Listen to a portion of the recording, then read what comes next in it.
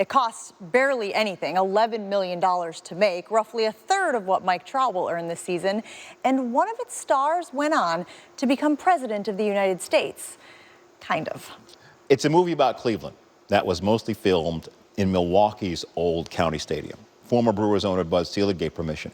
The movie, of course, is Major League, released 30 years ago. And as our friend Gene Wojciechowski explains in this SC Featured presented by Marriott, while baseball's all-stars invade Cleveland this week, the real Cleveland Stars remain a band of baseball misfits. 2 sequels to Major League, but Bob Uecker says it isn't even close. Players and coaches always recite the original by heart, not so much the other 2. And you saw director and writer David Ward there in the piece. He says occasionally he'll get a field pass for Dodgers games, and every time a player, coach, or manager will approach him and offer one of their favorite lines.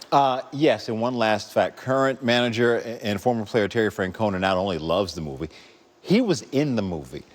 He was playing for the Indians in 1988, the night they filmed some crowd scenes that can be seen running back to the dugout. So go get your copy and check the plate. Kevin, I see 6'7", 240 pounds. This is a big dude. And I think what people take for granted is, yes, he's so fun to watch. You look at his stance, you look at his strength, everything that he can do, but his front foot's up. He doesn't get that foot on time. This is a lot of body right here. 6'7", 240 that he has to get on time. So I'm seeing late on fastballs, early on breaking balls. And for him, the biggest key is getting that front foot down, getting on time, and allowing all that power to do the work. He has not pulled a fastball yet for a home run this season.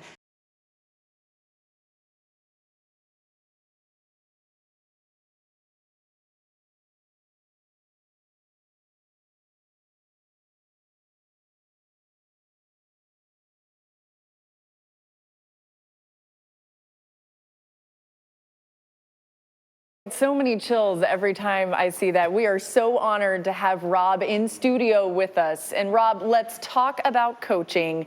Yeah. When and why did you decide that you wanted to become a football coach? Growing up, watching the Niners, I've always just been so interested in the chess match between the offense and the defense.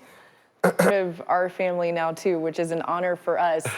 You have given a lot of credit to your parents and how they raised you and the way that they told you that there were no limits to your entire life. What would you like to say about the way that they've gotten you to this point too?